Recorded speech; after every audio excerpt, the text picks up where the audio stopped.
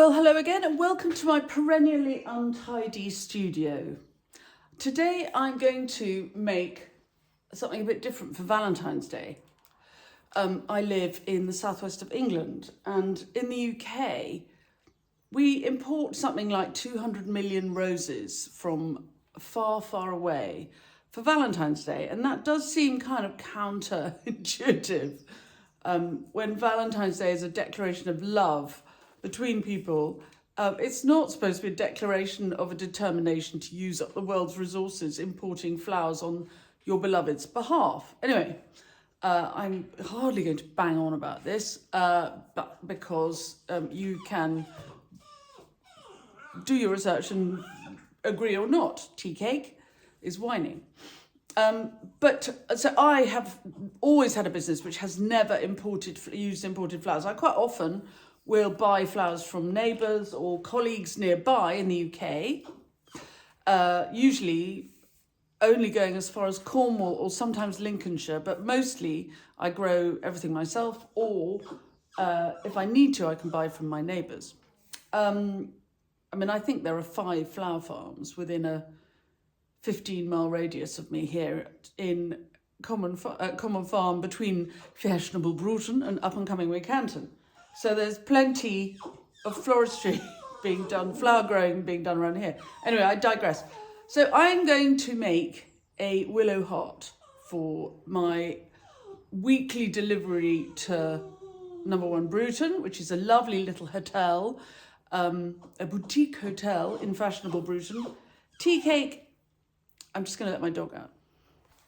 There's nobody in the room where she's gone, so she'll be back in a minute. Anyway, I'm going to make a willow heart and so try and make something really quite spectacular with it for my weekly delivery to number 1 Broughton, and maybe give you an idea for things that you could make out of your own twiggery pokery from your own garden. Doesn't have to be willow. I happen to have willow, but you could use any good bendy twigs to do this, and perhaps make something different for your Valentine. The other thing I really like about Valentines, and I love the idea of the palentine. I think Valentines, people sitting around nervously hoping that somebody is going to declare suddenly out of the blue that they love them. It's a bit weird and a bit, and this question mark is a bit stalky. But I do love the idea that we can all just declare that we love our pals. So perhaps this is also an idea of something for you to make for your friend who you just love. Tell somebody you love them. Anyway, enough of this. On we go. By the way, please subscribe to the channel. Press the bell icon and we'll tell you when we've got more clips coming up. If any of the tips and tricks I give you along the way are useful, you can always buy me a coffee, or better still, join my new YouTube club where all sorts of fun and games and shenanigans are happening. Anyway, on we go. The link to joining the club and buying the coffee is in the blurb to all my clips. So I've cut, I think 1, 2, 3, 4, 5, 6, 7, 8 stems of willow, and I've worked them all. So they're a bit bendy, and eventually, I don't want you to see any of my workings, and I don't want to use any wire. I like everything to be 100% biodegradable, but in the short term, I am going to bind the standing end here with raffia. Eventually, I hope that the whole thing will be bound with willow, but we'll see.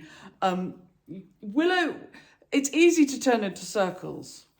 It's less easy to bend to one's will in other directions. Heart shapes are difficult to make. So I'm going to tie this up and then we'll see how we go. And because I'm conscious that this raffia may end up staying, because it'll be good and strong, on my willow, I'm going to tie it very tidily and quite tightly. Oh, hopeless. I've got a beam in the way. I'll move you towards my untidy studio table. And so I've pulled the raffia down. Here's the end of the raffia coming down the stems, and try not to flick anything out of the way. And then I'm going to bind nice and tightly. The thing about being a florist is really what you need. You've got to have an eye, and you've got to be quite, be able to make beautiful things. But actually, a little brute strength goes a long way. Florists, if you see an old hand of a florist, you'll see their hands look as though they've worked for a living. Because you've got to be able to hold, balance, grip. Anyway, that's a nice tight binding, tidy. And I can now let go, and I'm going to tie it up. I'm just trying not to break anything while I'm at it. There. Just tie it up. And then we can start having a play. So then what we do is we split the willow into two. So I've got 4 stems on each side, 3 of the dark colour, 1 of the bright orange. And as is often the case, I'm using my dear old stomach. Without my stomach, I would be really struggle. My front, the reason I wear an apron all the time is because then I've always got something to use as an extra pair of hands. And I'm using that as a base to work my willow round to make a heart shape. And the challenge is what it wants to do is fold up like that. And so I'm going to split it, and I'm really going to work the willow to make it go where I want it to go. But I quite like a flick coming out the side because it's attractive. It's got a sort of flourish to it. It's important to think about where this is going to go, because too much flourish, it's got a life of its own. It's alive, this stuff. Too much flourish, and you don't have room for it. But that's attractive, isn't it? Right, let's see how we're going to bind it. At the moment, I'm holding it, gripping it very tight. So I'm going to have to bind it very carefully, and I'm going to bind it, I hope, with willow. So I'm going to, and ideally, it'll be bound tightly enough that I will then be able to take off the raffia. I just want it to be pure willow and nothing else. Let's see how we go. So I have worked this piece of willow a lot so that it's almost like a piece of string. And I'm now going to pop my circles back into circle shapes. Skill is to not let them get to be sort of the same size. Sometimes you can do this and you end up with a very small heart and a very big heart, and the heart looks very small side and a very big side, and the heart doesn't look very well. So I'm holding it tight with my thumb. I'm going to put the willow through and hold it at the back with my finger like this. There you are, you see? And I'm going to bind over my hand as tightly as I can. It's really tight. And I come back round, and I'm going to go back the other side of the original one. Got to keep it's really fiddly.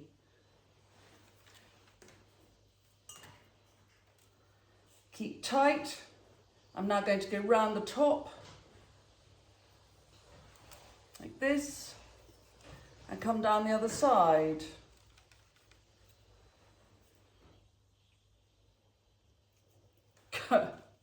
No, it's difficult doing it back to front. So I'm coming back so that I can make a cross. So I'm crossing over here, crossing over, and I'm going to just go one more time there, and you can see how my raffia is coming apart because I tied it quite tight, and the knot has come undone. But that can now leaf, I can pull it off. And I'm going to sew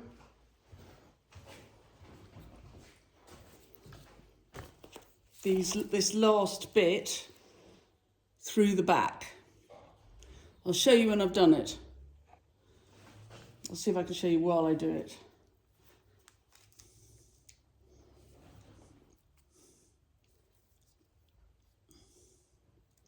What you need is a bit of space.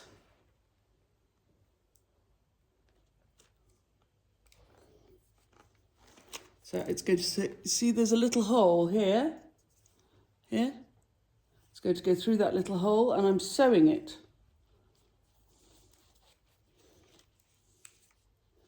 And where it's coming out the other side,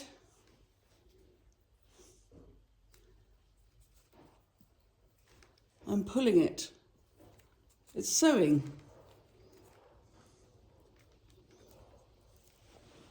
That is my binding. And I can carry on and do it again.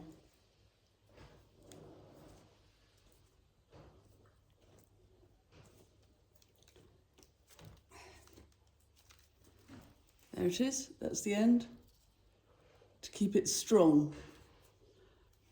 And I might do it again with another colour.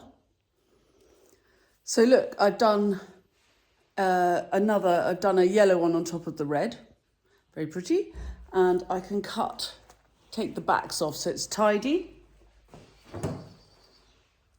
like this.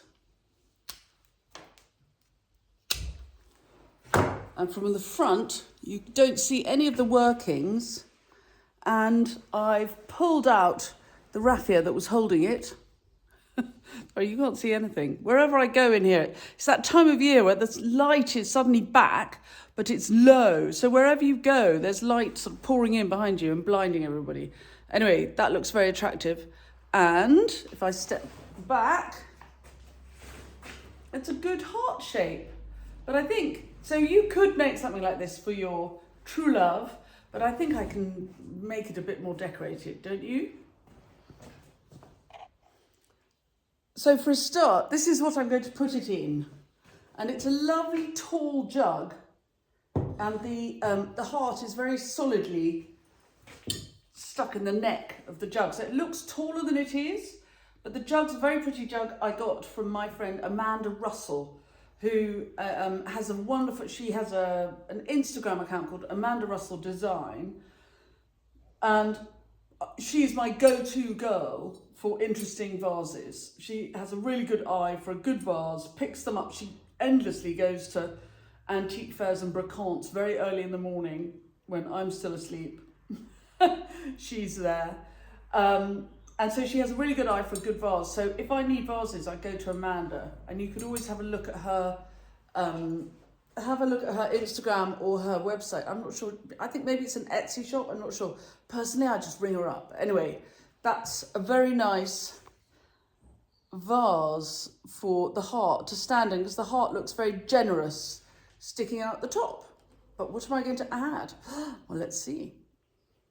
Well, at this time of year, what I call the curly whirly willow is budding up and also very attractive. It's full of life. So I'm going to tuck this in, and I'm going to make sure that this is the back now of this piece. So I'm going to make sure the ends are hidden behind, and then I can weave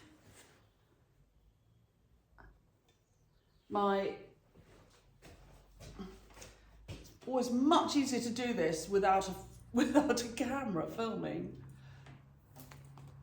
And I can weave it round, and